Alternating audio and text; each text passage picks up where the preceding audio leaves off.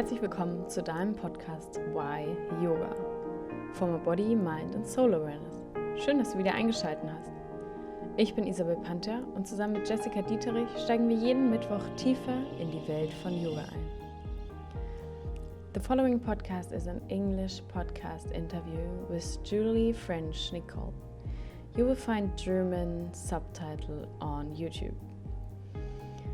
I'm talking with Julie about self-love and what self-love is and what it is not. She explains us what toxic happiness is, for example, and how to maintain an honest and strong connection with yourself. Have fun with the wonderful podcast and Julie's energy.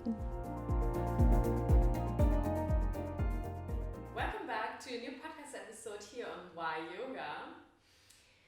Today I also have Julie in my podcast. Again, a second time I have the honor to interview you actually. So we talked already about authentic relating in a podcast episode a few weeks ago.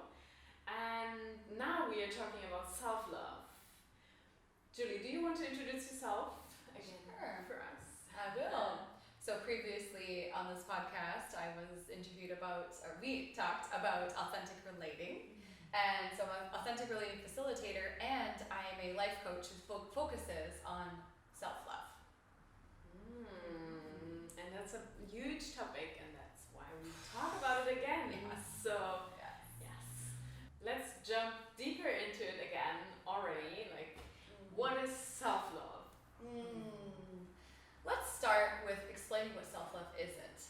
Because I love to explain it from almost unraveling what we typically think it is, and then going into what it actually is. So, what self-love is it? It's not about sparkling up our meat soup. It's not about working out so much that we can measure ourselves so that we feel that we can finally like ourselves from this thing on the outside. It's not about the fashion industry. It's not about the fitness industry. It's not about the beauty industry. It's about knowing who you are on the inside, shining bright with your light of what you bring to the world. We are all miracles. We have 1 in 400 trillion chance of being born.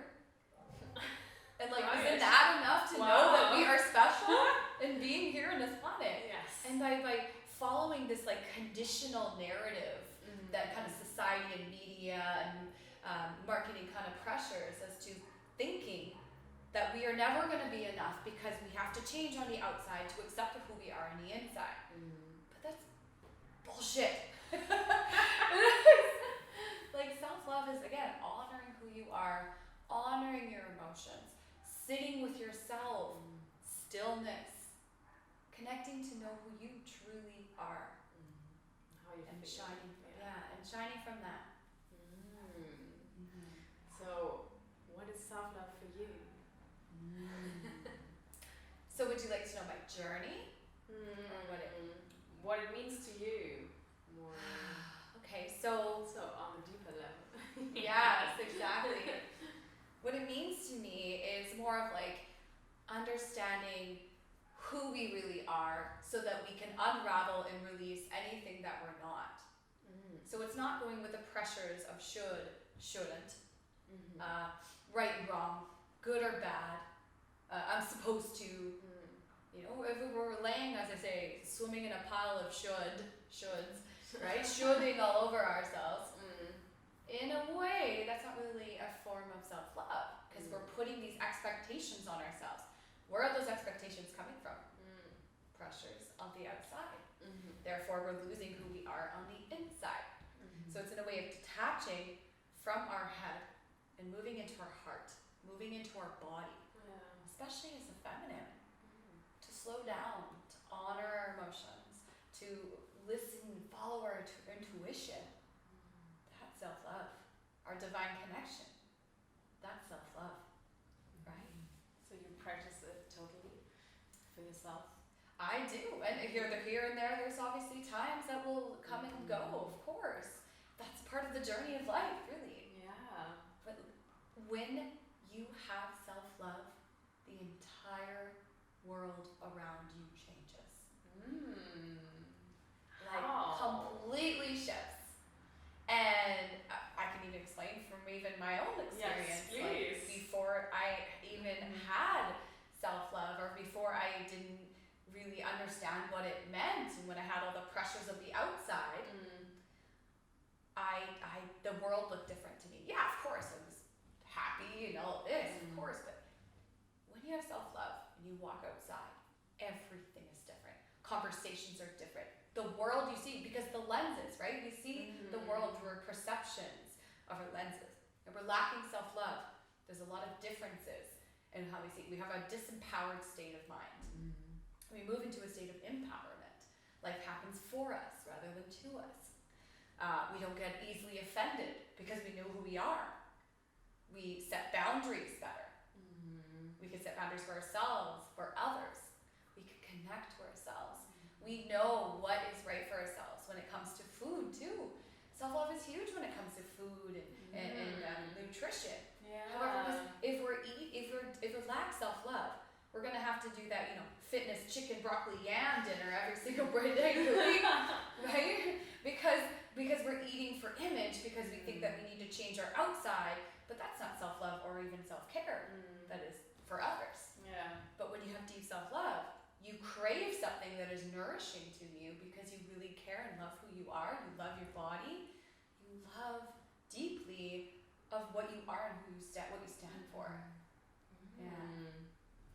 So probably you made a lot of journeys and a lot of you learned a lot of in this journey.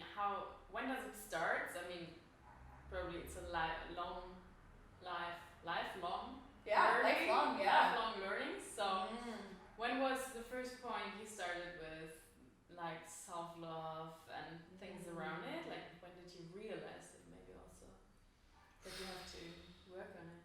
I'll give a little backstory first, but I'll make it point form because I could talk forever about this journey. Oh, go ahead. As a child and even as a teenager, I was bullied my entire life at school. And for many years until my late adulthood, I'm still young, I get it. Okay, but like my 20s, okay? I didn't really start it until I was like 30, 31, really starting to feel self-love. But again, I was bullied, but I looked at it as a victim mentality. My late adulthood. So I say self-love is the new Botox. You don't need it when you love yourself. Yeah. So really, for real, I hated myself. And my definition of my self-worth and my self-acceptance was completely reliant on other people's opinions of me. I had to shine up the meat suit on the outside so that I could be reflected by other people, so that I could finally hear that, and that made me like myself on the inside. And you know what? Maybe that's the first step. And that's okay, it's coming to the awareness. And it wasn't until I was actually in a really bad relationship. And bless his heart, amazing person, just not honoring me and my emotions. I wasn't either. And I got to this really low point where I realized, wow, everything of how I determine about my worth in this world is by some other people. This is not okay. I need to build myself back up. Wow. So I did. And I started doing personal development. I went through the landmark forums. I did a silent meditation retreat, ayahuasca retreats, multiple things. Just a lot of deep diving, coaching, a lot of journaling, a lot of slowing down and connecting to myself. That was a thing. I would avoid my feelings. I wouldn't honor my feelings because I would be busy working out. I used to box and do Muay Thai because I was so scared of feeling that I would numb it by movement, exercise, being busy, and then slowing down. Yeah, it was a hard process because you had to feel, but because I had to feel. But it was, big journey for sure. And now the world is a different place. I literally feel like I live in a different world than I used to. It's still the same, but I feel it's different. Wow. Conversations are different. Relationships are different. We don't settle. When you have self-love and you really get to that point of knowing that it's your definition of yourself that matters from the inside out, you have the ability to leave something that's not serving you. You have the ability to be okay and comfortable on your own until you meet another person that can reflect that. Yeah. Wow. That can give you what you know you deserve. When you know you deserve more, everything changes. Careers changes. It's like this movie. Okay, there's this movie that I always... Oh, yes, please. Yeah, we talked about it before, so yes, please. Okay, so there's this movie I recommend to everyone. Everyone should watch it.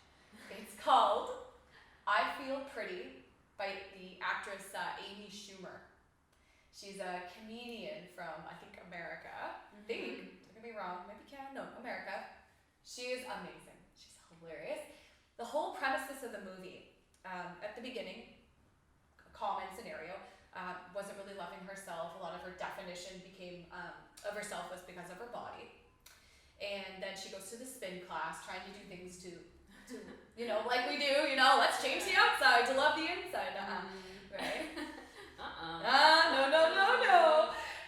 So she falls, hits her head, and then wakes up with deep, I would say also very much confidence, but self-love and confidence. Her entire world changed around her. Her relationships with friends and family, her career, her romantic relationships, how she saw herself, how she inspired others to take action and do things in their lives, all because she felt more self-love and confidence within herself. Nothing on the outside of her changed at all. Her body didn't change, her hair didn't change, her makeup didn't change, nothing changed. Yeah. Maybe her clothing changed because she felt more confident to wear what she actually really wanted to wear. Yeah. Right? Instead of thinking, I have to cover my waist because this empire waistline is better for... No, fuck that. Right? So she was just really honoring herself. And it was incredible to see what changes. It was all from the inside. Wow. Such a good movie. Yeah. For men and women to watch. Yes. I will put it in the show notes so everybody has to watch it. I haven't seen it either, so I need to watch that one. Yeah. Self-love is also a lot about boundaries. Do you want to get deeper into boundaries? Yeah, that's huge. It's a huge component of my program as well. So when you're in a state of self-love, you are able to set boundaries better, easier. It just comes out of you because you know what you deserve and you will stand for that. Now, this doesn't just mean boundaries with other people, but this also means boundaries for yourself. When we're not in a state of self-love and we're not feeling into the feeling of self-love, we can overstep our own boundaries, which then causes inner resentment, inner shame, more shoulds, more supposed to's. Yeah. And so that goes for ourselves. And then with others, many people fear boundaries because they fear that it's almost like this electric shock, like touching an electric fence. Yeah. But it doesn't have to be conflict like that. Because if other people respect you and respect your self-love, they will respect and honor your boundaries. And those who don't, well, see you later. Bye-bye. Bye-bye. Close the door on your way out. Thanks. But really, it's about honoring what you want, what you need, what you know you deserve, what is alignment with your true path. The more you get to know yourself, you know what you're here for. You know the magic you bring. And anything that takes away from that,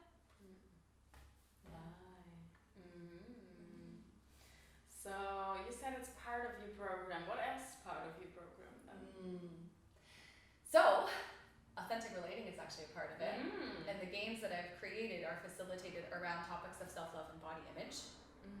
So it's really important to have other people to relate to about our struggles. If we feel alone, it's a hard way to kind of get ourselves out of the hole. But when we see that other people are actually also experiencing, it gives us a sense of comfort and empowerment when we speak up about what's going on as well. That's huge. We also do a lot of feminine embodiment. So we slow down.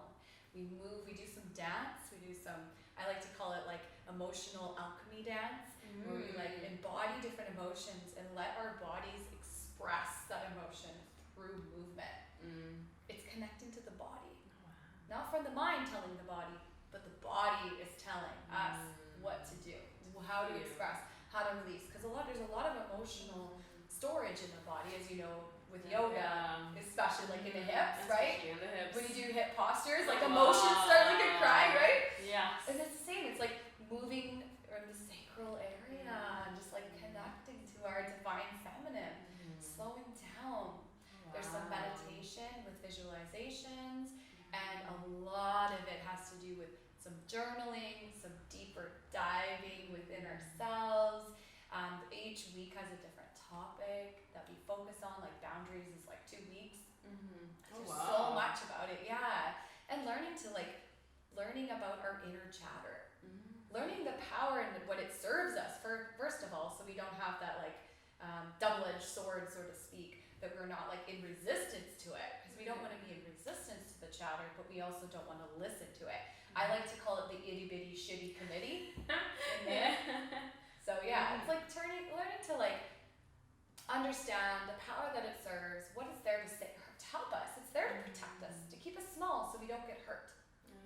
But what it is, and then so also there's a lot about that, a lot about working through that, and the boundaries, and so much more. A lot of body image. How many weeks is it? It was 8, and I'm actually gonna extend it to 12. Really? Yeah. Oh, wow. Because there's just so much. It's a journey. Yeah. We can't cram this, because the thing is, when you are learning these tools and reflecting, you need to go out into the world and have these triggers, have these things show up, so that now you can learn how to process through them now with the tools that you have.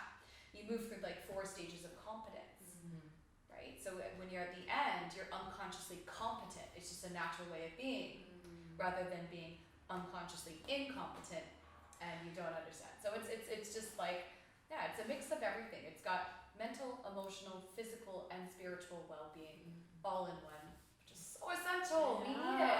Wow. There's a lot of programs out there, it's like, are great. It's just that a lot of them focus more on like 1 or 2 aspects. A lot of coaching in the coaching world focuses on mental and a bit emotional. But there's mental, emotional, physical, and spiritual well-being. It's like a table legs, you know? If you have a chair or table, you take off a couple legs, it's gonna collapse. Yeah. So it's a difference of like not just downloading a program, but installing the hardware and living with that. Wow. Yeah. Okay.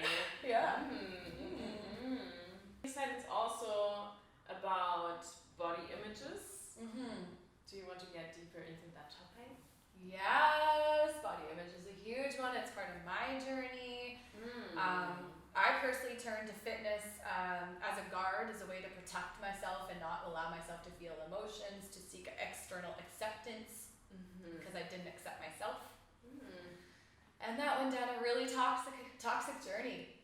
I, had a lot of force on myself to be a certain way. I used to do photo shoots and, do the whole diuretic thing and everything. It was part of the process of learning, and I would never take it back. It's part of my journey. It made me who I am today. I would never take the bullying back. It made me who I am today.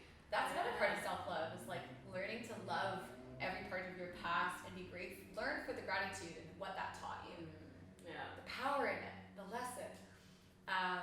But body image, oh my gosh, it's such a huge one. We talked a bit about it at the beginning, but it's not about sparkling up the meat suit. It's about discovering the diamond within. So there's a lot of pressures of that. So it's a learning about like to disattach to that. And it's also about finding your inner unicorn. Yes. Your unicorn. Yes. For those who are just listening and not looking at the YouTube video, we have a small unicorn here. I bought this in Singapore and I travel with it everywhere. Oh, really? Yeah. I actually have a fascination with unicorns. And what it means to me is just like embracing our inner uniqueness and rareness, because we all are so special and rare. If we follow this like pressure of image, then we'd all come off like this conveyor belt of society and all look the same. But if we stay true to our inner unicorn, then we can shine bright. Be that example for others too, but for ourselves. The inner unicorn. Inner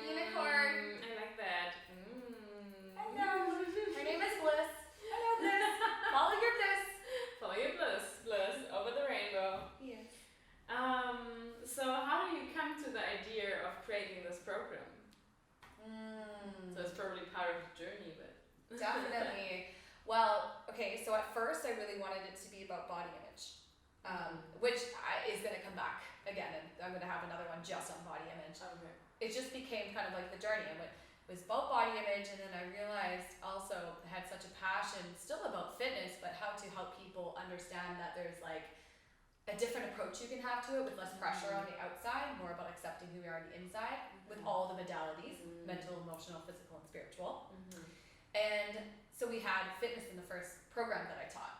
And it was fun, like it was goofy. We had a lot of good times with it. It's more about laughing and having no pressure. It's not like the masculine, like 10, 9, 8, 7, like push up. No, it's maybe there's a few couple like exercises that you may know. Yeah. But like it was more from a self-love point of view and slowing down and embodying and just moving through those exercises.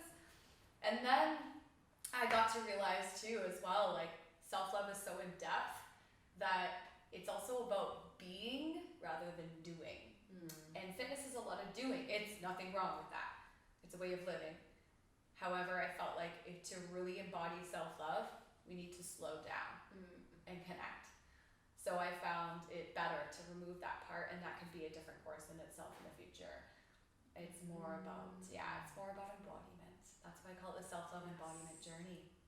It's a journey, it's embodiment, it's about feeling into our body, learning what is showing up for us. I really like that. Great. Thanks. So let's come to an end. Okay. And is there anything you want to add to this one? Like what we said already? Is there something missing you want to add? I can't think of anything. I think we covered quite a bit. We jumped deep into it. We went deep. Okay, so two questions. Yes. First one, do you have any recommendation on books, videos, movies? I mean, we talked about a movie or podcasts. Yeah, of course. Podcasts. I really like listening to the Highest Self podcast as well with Sahara Rose. Yeah. I love the conversations she has. Powerful. I also love Create the Love with Mark Rose. Those are some great that's a great podcast. He talks a lot about boundaries actually as well. I really like that. He's about finding love in relationships and he has some great posts, especially on his Instagram. Yes, Yeah. I know his Instagram more than his podcast. Yeah. They're great. And books. Well, the last time I did recommend the Untethered Soul, So, Surrender Experiment. Those are always my top books to recommend. Like I always put them in the show notes. Yeah, it's always those recommendation books. again. Yeah. Read them. Yeah. Yes. Okay, and then last question. What are you grateful right now for? Right now, I'm grateful for myself. I'm grateful for how I show up. Nice. Grateful for developing the courage to take leaps of faith and to shine bright. Yes. Yeah. Thank you. Thank you, my love. Namaste. So namaste, yes. Thanks for being here again in this podcast and sharing all your story and all your energy and all your love. I love it. So Yeah. And thank Bliss too. thank Bliss for Namaste. being here. Namaste. Namaste and Namaste right here. Yes. Don't fall.